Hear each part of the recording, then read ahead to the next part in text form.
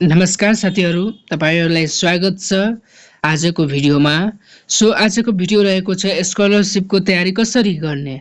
जुन स्टुडेन्ट भर्खरै SC pass गरेर प्लस 2 मा इनरोल हुँदैछ र जुन चाहिँ आफ्नो प्लस 2 को लागि स्कलरशिपमा पढ्न चाहनुहुन्छ र जुन चाहिँ अहिले स्कलरशिपको तयारी गर्दैछ, त्यस्तो स्टुडेन्टहरूलाई के कस्ता कुराहरू गर्नु चाहियो यो 45 डेको भित्र, जुन चाहिँ आफ्नो स्कलरशिपको जर्नीमा थप मद्दत मिलोस् भने। हामीलाई थाहा नै छ कि एससी रिजल्ट यसपालि एकदमै 1 महिनाभित्रमा आउने सम्भावना छ र त्यसपछि जसरी एससी रिजल्ट आउँछ भने 1-2 दिनको भित्र नै विभिन्न स्कलरशिपको फर्महरू खुल्न स्टार्ट हुन्छ। त्यसमा हामीहरूलाई के हुन्छ भने 10 देखि 15 दिनको समय मिल्छ। यानी हामीसँग के छ भने कुल मिलाएर 45 दिन छ र 45 दिन किन भन्दैछु भने एटलिस्ट 5-10 दिनको यताउता हुन सकिन्छ, तर यो 5-10 दिनको भित्रमा तपाईहरुलाई डकुमेन्ट्सहरू पनि त बनाउनु पर्यो नि। मात्र प्रिपरेसन गरेर हुँदैन नि। विभिन्न कोटाहरू गभर्नमेन्टहरूको डकुमेन्ट्सहरू बनाउनु पर्यो स्टुडेन्टहरूलाई। यसको लागि तपाईहरुलाई 5 देखि 10 दिनसम्म त लागिन्छ। त्यो आवश्यक हो। त्यसैको लागि हामीसँग 45 डेज छ। त्यता नजाऊ, 45 डेज छ र यो 45 डेजमा कसरी हामी स्कलरशिपको लागि तयारी गरौँ, जसमा हामीहरू टप कलेजहरू, top 5 top 10 college KTM metro स्कलरशिपमा पाउन सकिन्छौँ भने आज कुरा गर्नेछौँ।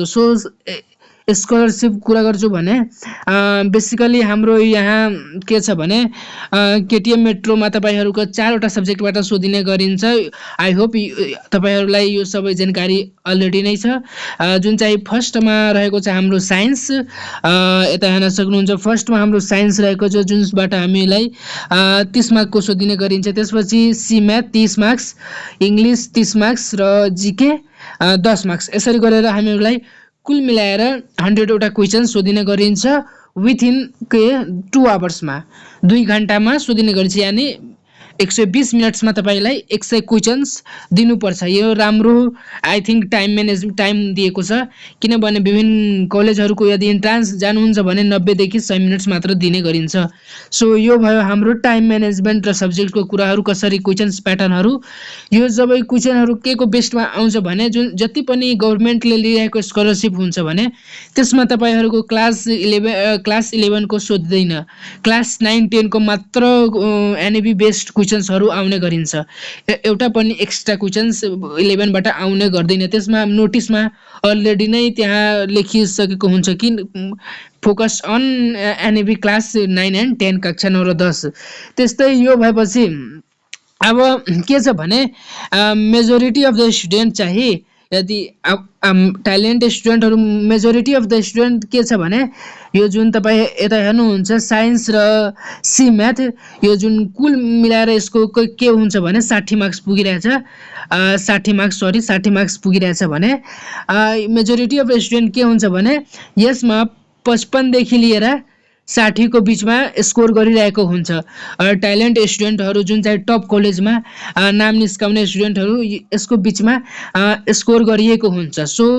मेन यहाँ के छ भने मेन मुद्दा कि हाम्रो स्कलरशिप डिसाइड गर्ने हामीसँग मात्र 2वटा सब्जेक्ट रहेको छ, जुन चाहिँ एउटा छ इङ्ग्लिस र जीके।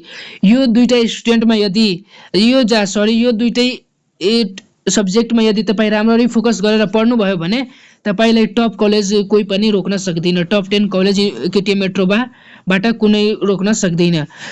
के छ भने अब यो इङ्ग्लिस र जीकेमा के टपिकहरू पढ्नुपर्छ भने योभन्दा अगाडि एउटा यो कुरा जानौँ भने यो दुईटा खालको स्टुडेन्टहरू एपेयर हुन्छ एक्जाममा, मोस्टली एपेयर हुन्छ।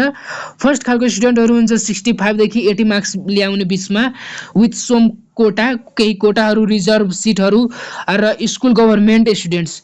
यहाँ म के भन्न चाहन्छु भने प्राइभेट स्टुडेन्टलाई नै धेरै अप्ठ्यारो हुन्छ, किनभने प्राइभेट स्टुडेन्टलाई मात्र 5% सिट उपलब्ध गराइएको छ। आई थिङ्क अहिलेसम्म म नोटिस पाएकोसम्म यतिकै 5% छ, अपडेटेड हुन पनि सकिन्छ तर 5% छ।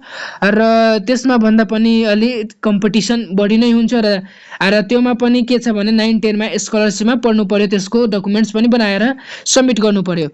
र अर्को स्टुडेन्ट के छ भने 80+ ल्याउने खालको हुन्छ र कोटा र गभर्मेन्ट स्कुलबाट पढिएको हुन्छ र केही कोटा। त यो भयो हाम्रो दुईटा स्टुडेन्टको क्याटेगोरिज। अब हामी जान्नेछौँ कि इङ्ग्लिस र जिके को फोकस गर्ने कि कस्ता को टपिक्सहरू इङ्ग्लिस र जिकेमा पढ्छौँ भने हाम्रो अरूभन्दा राम्रो चान्सेस हुन्छ स्कलरसिपमा नाम आउन, किनभने मेजोरिटी म आफ्नो बेलाको कुरा भन्दैछु कि मलाई चाहिँ इङ्ग्लिसमा के सुनेको थियो कि मोस्ट अफ द युट्युबहरूमा के थियो, या त पढाइन्थ्यो भने एक्स्ट्रा पढाइदिन्थ्यो र केही पढाउँथ्यो भने मात्र भन्थ्यो कि ग्रामर पढाऊ, त्यसबाट नै म्याक्सिमम क्वेसन्स आउन गरिन्छ। तर तपाईँहरू अहिलेसम्म पास्ट इयर क्वेसन हेर्नु सक्नुभएको होला, हेर्न सक्नुहुन्छ कि त्यसमा इङ्ग्लिसमा त्यति ग्रामर्स मिक्स क्वेसन सोधिएको छ। त्यति बढी त ग्रामर्स मतलब मिड खालको 20-22 मार्क्सको ग्रामर सोधिएको छ, नत्र मिक्स क्वेसन छ। सो यो भन्ने बित्तिकै के छ भने यहाँ तपाईँको स्कलरसिप डिसाइड गर्ने चाहिँ जिके र इङ्ग्लिस मात्र सब्जेक्ट हो। सो ट्राई गर्नु, यदि दुईटा खालको स्टुडेन्ट छ, यदि तपाईँ राम्रो मतलब टप 10मा यदि जान चाहनुहुन्छ भने ट्राई गर्नु कि यो दुइटै जुन इङ्ग्लिस र जिकेमा छ तपाईँले एटलिस्ट के चाहिन्छ भने एटलिस्ट 20 भन्दा बढी स्कोर गर्न पर्यो। जुन स्टुडेन्ट 65 देखि लिएर 80 को बिचमा मार्क्स स्कोर गर्न चाहन्छ भने र यो स्टुडेन्टको लागि एटलिस्ट 20 स्कोर यो दुइटै मिलाएर गर्नु पर्यो। त्यस्तै जुन स्टुडेन्ट 80+ को टार्गेट गरिरहेछ, 80, 85, 90 को टार्गेट गरिरहेछ भने उहाँहरू चाहिँ 30 मार्क्स एटलिस्ट टार्गेट गरेर हिँड्नु पर्यो कि एटलिस्ट मेरो यो दुइटै सेक्सनमा 30 मार्क्स आउनु पर्यो जसरी पनि, तब गएर मलाई टप कलेजहरू मिल्नेछ। तपाईँहरूको सायद यहाँ के छ भने 65 पछिल्लो वर्ष स्कलरसिप मिलिरहेको थियो, तर यसपालि 65-60 भन्दा माथि नै ल्याउनु पर्छ भन्ने मलाई लागिरहेछ। कम्पिटिसन पनि बढेको छ, यसपालि बढिन्छ, अफकोर्स बढिन्छ, प्रत्येक वर्ष कम्पिटिसन बढ्छ नै बढ्छ। त्यस्तै अब हामी कुरा हो कि इङ्ग्लिसमा के कुराहरू पढ्नुपर्छ। सो इङ्ग्लिसमा फर्स्टमा हामीलाई प्रायोरिटी दिनु पर्यो ग्रामरलाई। फर्स्ट अफ अल यो नै ग्रामरबाट म्याक्सिमम क्वेसन्स 20-22 मार्क्सको सोध्ने गरिन्छ भने हामीलाई ग्रामरको बढी फोकस गरेर हिँड्नु पर्यो। त्यसपछि आइडम्स जसरी ब्रेक द आइस, हट पोट्याटोज, यो सबै आइडम्सहरू बेसिक्स आइडम्सहरू थाहा हुनु पर्यो तपाईँहरूलाई। त्यस्तै सिङ्गुलर एन्ड प्लुरल्स फर्म, यो पनि यसको बेसिक्स रुल्सहरू पनि थाहा हुनु पर्यो, कसरी लास्टमा इएस भएर आइएसई यस्तै कुराहरू, प्लुरल्स फर्मको बेसिक्स रुल्सहरू थाहा हुनु पर्यो। त्यसपछि सिलेबल्स र प्रोनाउन्सिएसन पनि थाहा हुनु पर्यो, जसमा तपाईँहरूको के छ भने यहाँ छ यो दुइटैको बेसिक्स रुल थाहा हुनु पर्यो तपाईँहरूलाई, यो सिलेबल्स एन्ड प्रोनाउन्सिङको। अनि त्यसपछि 5 नम्बरमा रहेको छ भने अदर्समा के छ भने एनालाइज पास्ट इयर्स क्वेसन्स। अब यो त भइहाल्यो मैले मेन्सन गरेको, यसमा कुनै कुरा होला जुन चाहिँ छुटिएको छ होला, त्यो जुन चाहिँ तपाईँहरू एनालाइज गर्नु होला पास्ट इयर क्वेसन्स, र त्यो पास्ट इयर क्वेसन्समा हेर्नु होला कि कुन टपिकबाट सोधिएको छ र त्यो टपिकको बेसिक्स रुल्सहरू र बेसिक्स इक्जाम्पलहरू थाहा गर्नु होला, जानकारी गर्नु होला, एकदमै हेल्पफुल हुनेछ। त्यसपछि हामी आऊ अब जिके को कुरा गर्न कि जिकेमा के कस्ता गरेर पढ्नुपर्छ भने राम्रो स्कोर आउन सकिन्छ, राम्रो भन्दा राम्रो। सो पहिला त जिके को लागि हामीलाई के प्रायोरिटी दिनु चाहियो भने सोशल बुक्सलाई दिनु पर्यो।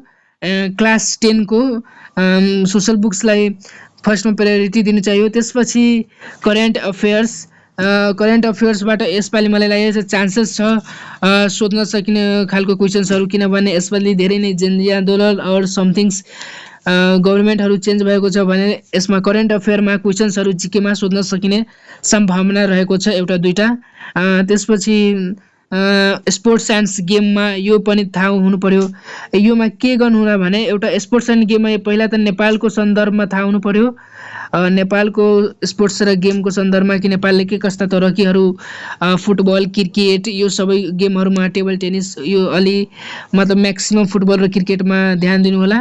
त्यसपछि अझै पनि गेम स्पोर्ट्समा दिनु होला। त्यसपछि T20 world cup world cup ICC world cup यस्तो आइसिसी यो सबैमा पनि ध्यान दिनु होला, फोकस दिनु होला। क्रिकेट एन्ड स्पोर्ट्समा अझै टपिक होला अलिअलि जुन चाहिँ तपाईहरू आफै रिसर्च गरेर पढ्नु होला। त्यसपछि मेन इम्पोर्टेन्ट रहेको छ अर्गनाइजेसन युएनओ जुन चाहिँ तपाईहरू पढ्नु भएको होला। क्लास 10 को सामाजिकमा एउटा च्याप्टर नै छ युएनए इन्टरनेसनल अर्गनाइजेसन्सहरूको डिफ्रेन्ट 15-16 वटा कि जस्तै अर्गनाइजेसनहरूको नाम छ। त्यो देशहरू फेरि यो सार्क कुन ग्रुप छ त्यो सबै ग्रुपहरूको बेसिक्स नलेजहरू मतलब हुनु पर्यो, अलि डिटेलमा नलेजहरू जुन चाहिँ तपाईहरू सोसल बुकमा यो दुवै कभर हुने चान्सेस बढी छ।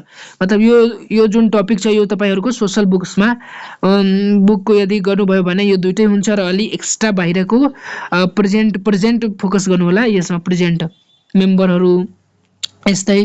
त्यसपछि तपाईहरूको हिस्ट्री रहेको छ। नेपालको इतिहास सम्बन्धितबाट पनि सोधिन सकिन्छ। यो पनि तपाईहरू हेर्न सक्नुहुन्छ भने सोसल सामाजिकबाट नै इन्क्लुडेड छ टपिकहरू। त्यसपछि सेम एज युजुअल जुन चाहिँ इङ्ग्लिसको म बुन्दा नम्बर 5 मा भनेछु अदर्समा एनालाइज पास्ट इयर क्वेसन्स। अब म पनि यसमा अलि कुनै बुन्दाहरू छुटेको होला जुन चाहिँ मलाई भन्न सकिनँ अहिले योमा।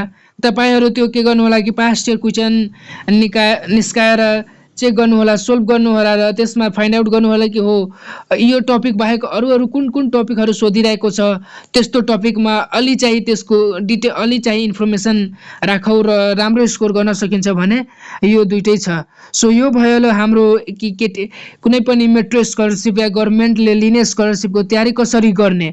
सो आई होप यस भिडियोबाट तपाईहरू केही न केही युजफुल इन्फर्मेसन पाइएको होला। अलि लङ भिडियो छ तर इन्फर्मेटिभ र एकदमै युजफुल भिडियो छ।